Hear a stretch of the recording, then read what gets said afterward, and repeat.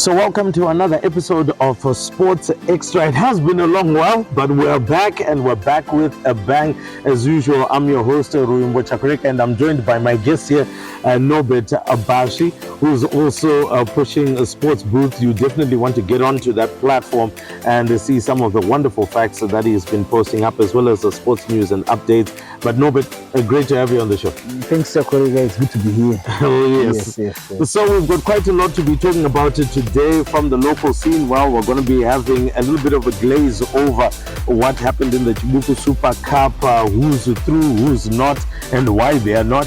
And then, of course, look at continental footballing action. It was a decent weekend for both Ngezi and Dynamos. We'll go deeper into that. And ultimately, the European season is back, and it's back with a bang. Who's going to win it? We're going to give our predictions right here. So make sure that you stay tuned to Sports Xtra.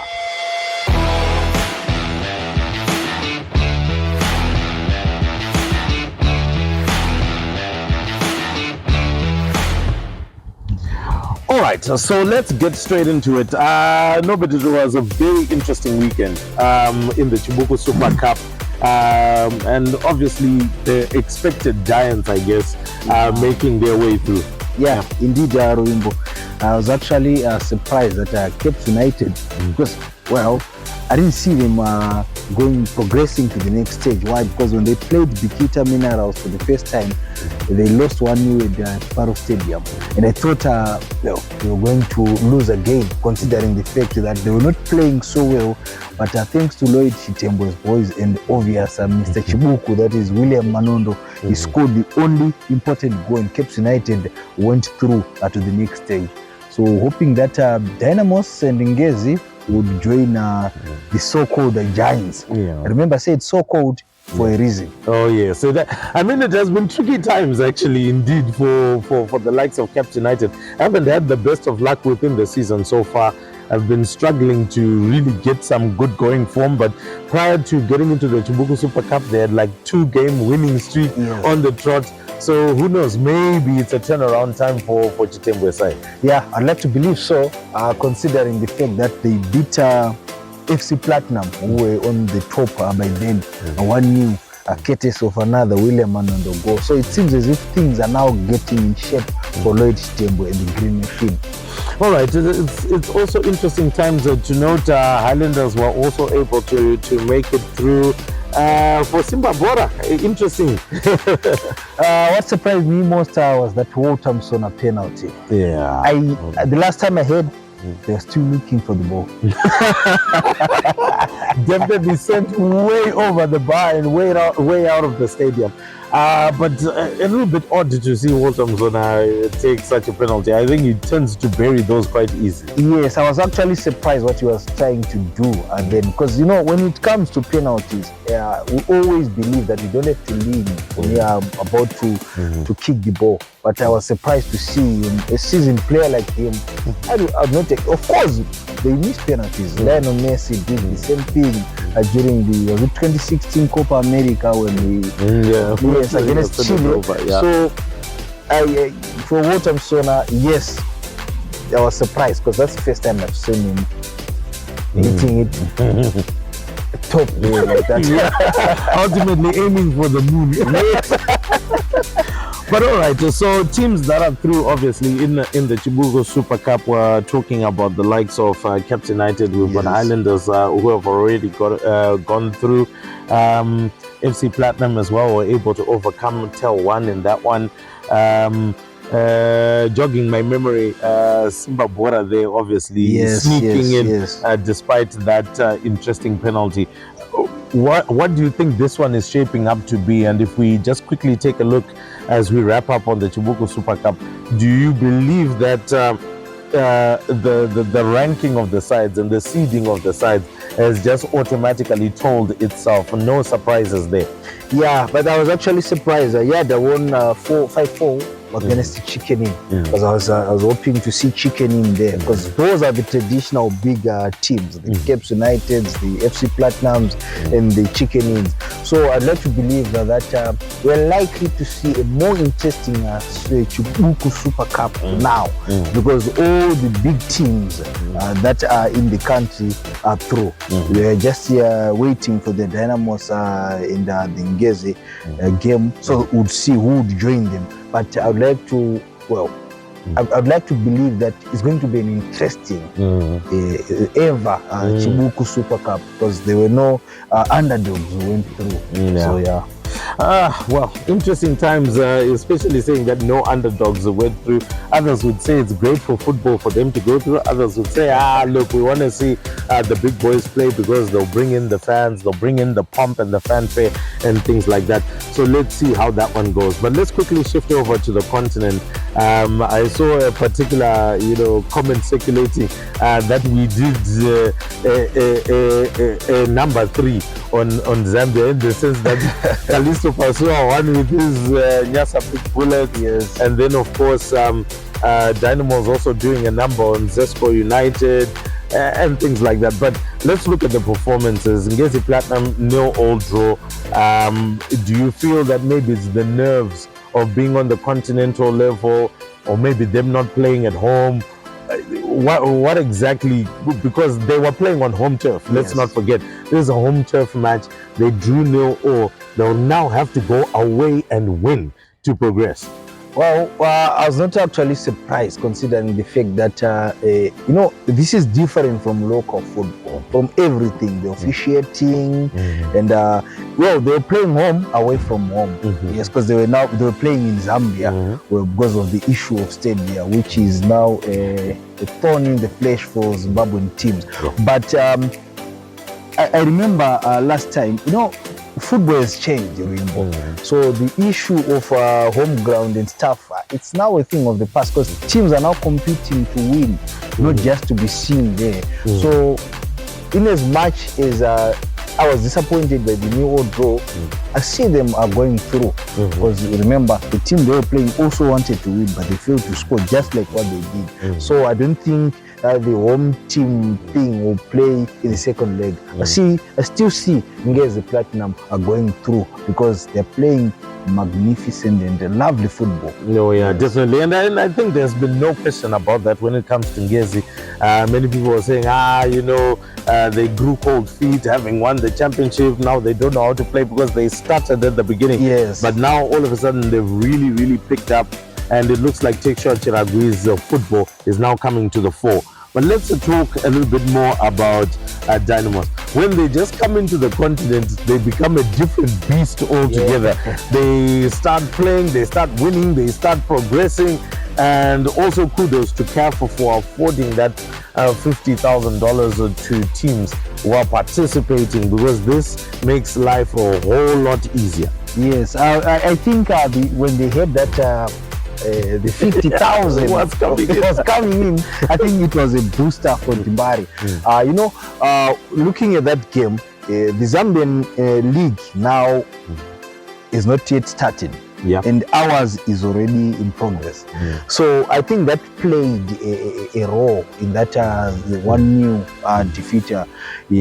But why? Because looking at Dimbari, they're not playing well locally, but because they are playing a team that was resting all along. Of course, they were training, but the fact that their league has not yet started, it was an advantage to Dynamos. And also, looking at the Dynamos that we all know, well, the game was in Botswana, and we know a lot of Zimbabweans are there in Botswana, unlike in Zambia. So the supporters, so I actually saw buses leaving Harare to Botswana with the Dynamos fans. So I think that the issue of the 50,000, also the issue that Zesco is not yet started playing in the league, because their league is not started, and the issue of supporters played a pivotal role in that 1-0 win for Dynamos. But more importantly, goal scorer for me is the key, Tanaka Shandirwa. Tanaka Shandirwa started making waves for Dynamos even last season. A very young lad coming into the Dynamos setup. what does this also begin to say about Dynamos and maybe following a youth policy? Is this where they need to be consistently going to? The Bill Antonios of this world who have now risen through the ranks, and now Tanaka Shandirwa who eventually scored the ultimate winner. The good thing about Dynamos is you remember when Moses Chunga was coaching, I think it was around 2000 when they brought all the young stars like the Norman Marotos and Xtra.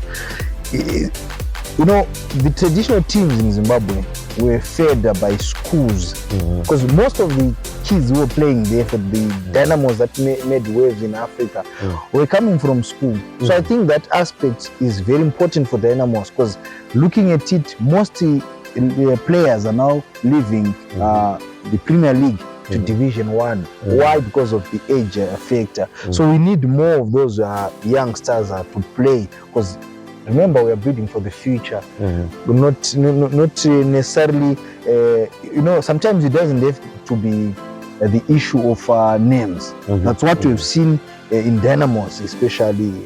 These days it's about names. The Nakamba, the Mukambas and stuff. Now that those guys have left Dimbari, now they're building on youths. And that is very important, not just for Dynamos, but for Zimbabwean football, because we need these youngsters to gel with the other youngsters who are playing outside there to build a formidable national team. Well, talking about national teams, we're going to have a whole big chat on that in obviously more episodes to come.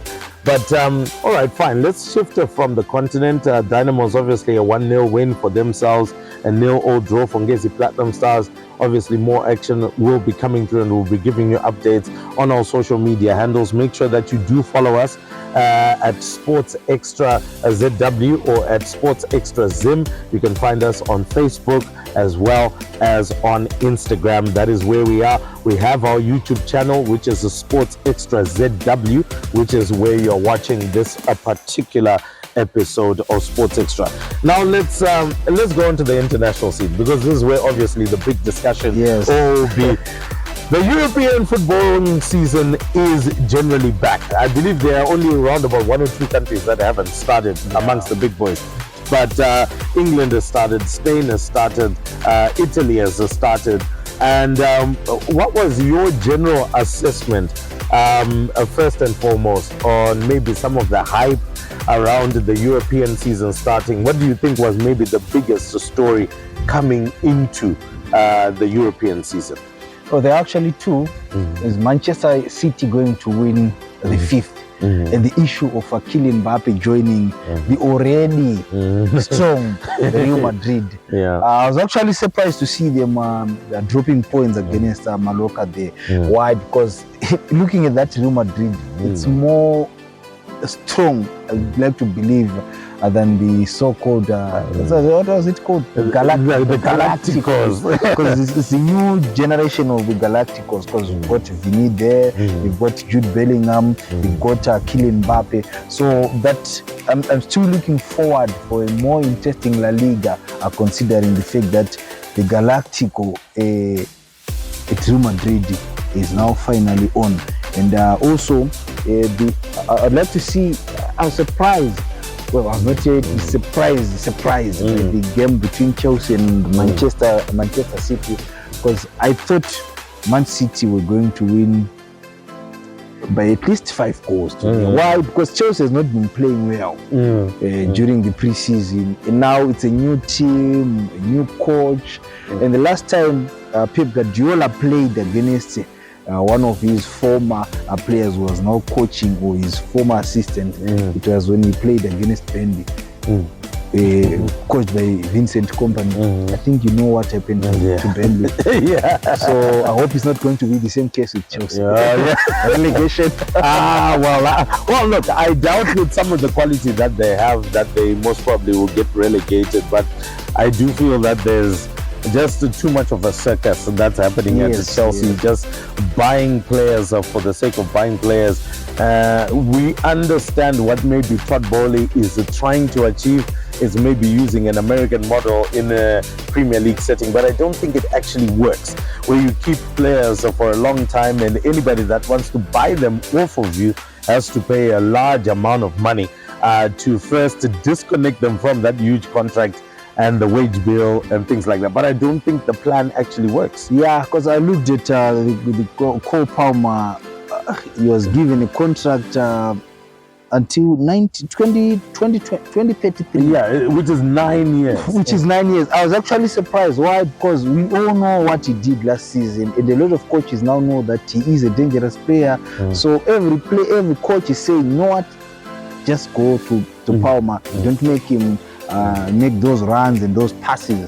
So obviously, this season is not going to be the same as last season. So because now Chelsea is now their team is built around him, and we know that he has a contract, a 9-year contract, which I believe was one of the most bizarre things that happened to football. It was 9 years. It's ridiculous. It's just ridiculous. So hoping to see. I hope it's going to be good for them this season, but I don't think so. Yeah. I know a lot of Chelsea supporters will not agree with me. Why? Because they are just entering with the heart. Yeah, of course. Not facts. Yeah. I think let's go over some of the results over the weekend, and I know most interest will be around the Premier League. So basically everybody that was expected to win and that needed a win got the win. So Man United, even though it was a stuttering win, both of us who are supporters of it, it was a stuttering win. But if I go a little bit deeper and look at how Manchester United played, it looked like they had a bit more understanding of each other, a bit more understanding of maybe what Ten Hag wants. We saw that passing and moving football, going into space, and us actually wasting 3 glorious chances through Bruno Fernandes. So do you then feel that maybe this time around Man United can actually be a real top 4 contender? Yes, I think so. Why? Because last time we played Fulham at Old Trafford, we lost. It was 2-1. Yes, and this time, you know, the thing, Ruimbo, with the English Premier League is that there's no underdog these days. There's no underdog. I think we saw it during the 2016 season. And the thing with Manchester United now is they're now their team. I think Casemiro is now one of the, he is the oldest, because most of them, they're 19, 18, 23, 25, 26, most of their players. So I think I see where Eric Ten Hag is going there with the team. I think I'd like to believe that after at least 5 games, I'll then say, for now I can say they're in there, but after 5 games, that's when I can actually say, you know what, they're now a top 4 contender. Something which most Manchester United the supporters don't want to hear, but it has come to an end. And I remember we're dominating during the Sir Alex Ferguson era, and now we are into another era. I like to believe that let's just give Eric Ten Hag time and see what he wants to achieve at Manchester United. All right, let's look at another team. Well, this time around under a new manager, Liverpool played Ipswich Town. Had a very, very tough first half against Ipswich, but I think a commendation to them. Once they got into the second half, they just lifted another gear and Ipswich couldn't cope. Because the thing is, I remember the last time Ipswich played in the Premier League, they played their last game. They lost 5-0 to Liverpool and they were relegated. And this time they started with Liverpool. And I think many people were thinking, particularly those who play fantasy, they thought Liverpool and Mo Salah were just going to wallop Ipswich, but it was not going to be easy like that. Why? Considering the fact that Liverpool is no longer the Klopp Liverpool that we were used to.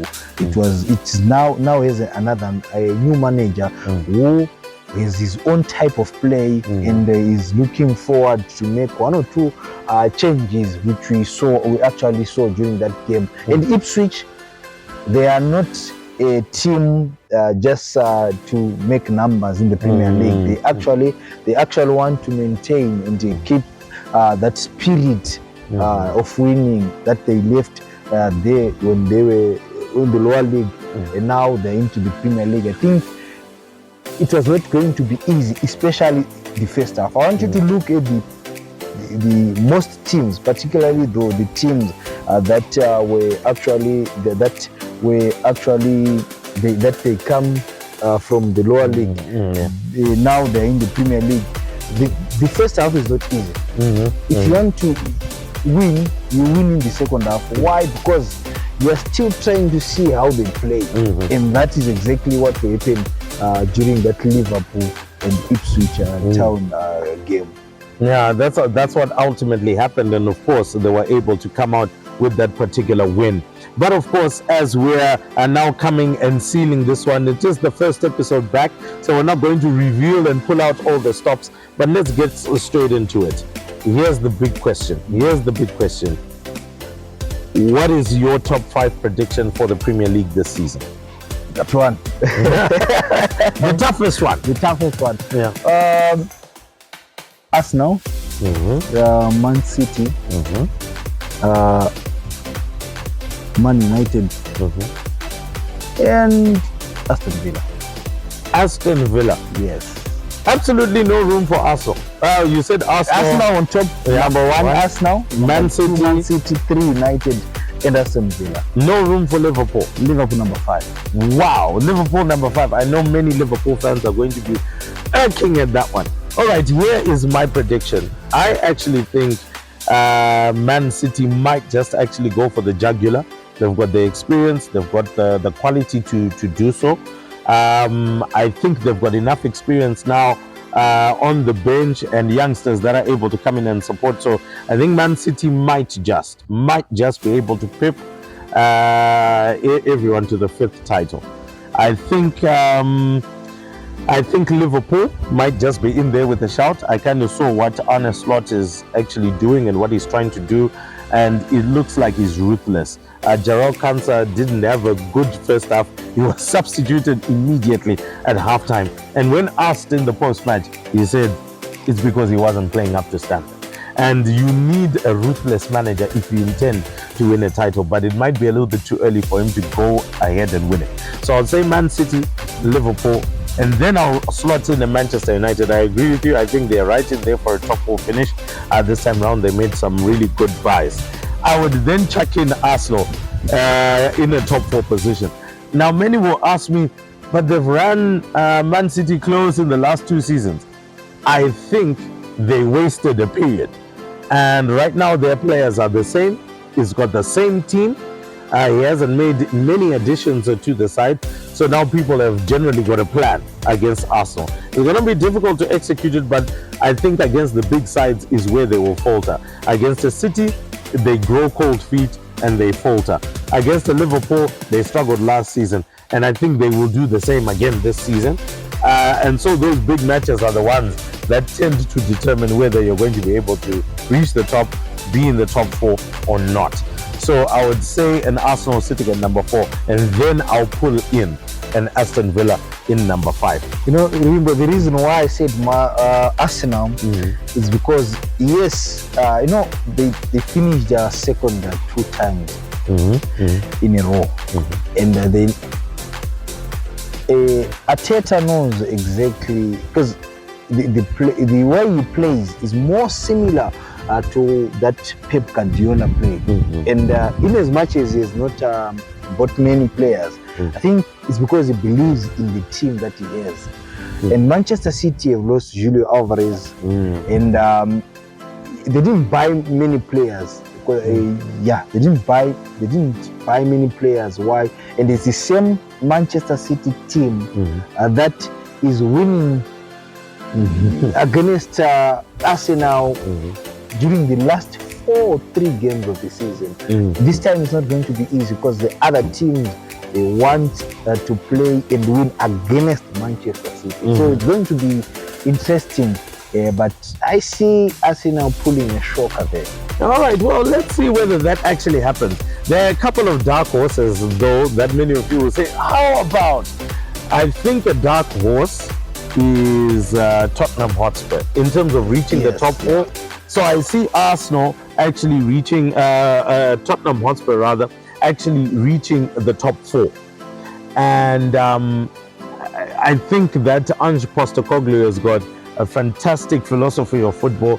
They played some really good football under him, but maybe just unable to finish off games. I think Dominic Solanke was a fantastic addition to the side in terms of goal scoring, because he did very well for Bournemouth last season. But then again, once you go to a bigger side, the demands are a little bit different, and execution of your qualities might be also different. But I think Tottenham Hotspur is a dark horse. Another dark horse, if they can get their act together as well, is Newcastle United. I don't think we want to totally count them out of European places, but I think those particular ones are dark horses for me. I think Aston Villa for me. I saw after watching that game against West Ham, I thought it was going for a draw. But from Norway, they managed to score that win. And considering the fact that last season they played well, I think the 2 games that costed them a match where they was that loss to Manchester United. The one they started leading 2-0 and then they went on to lose. I think they are the dark horse for me. Of course Tottenham Hotspur, because no one is even considering them. But now looking at the way, let's see the game against Leicester today, the result, and then I think from there we can go on to say they might be there on top. Well, definitely a lot to consider and a lot to discuss. Would love to hear your thoughts, your comments as well within the comment section. Who do you think is going to win the title this season? And more importantly, you can also join the Sports Extra EPL Fantasy League. It's right there. We'll be obviously giving you the link for you to click on and get in. We renewed the league, and already I'm around about number 57. I mean, that's odd. It just shows you that I'm not a great fantasy league player, but we'll be looking forward to doing something very special, particularly for the winners. Well, that brings us to the end of our first episode back in Sports Extra. A great big thank you to Norbert Bashi, particularly coming through. Remember, there's a sports booth. It gives you fantastic updates, especially in terms of what is happening locally, regionally, as well as internationally. So a great big thanks again. Thank you, Chakurika. We hope to see an interesting 2024-25 season. Oh yeah, it's going to be absolutely awesome. Make sure you stay tuned to Sports Extra.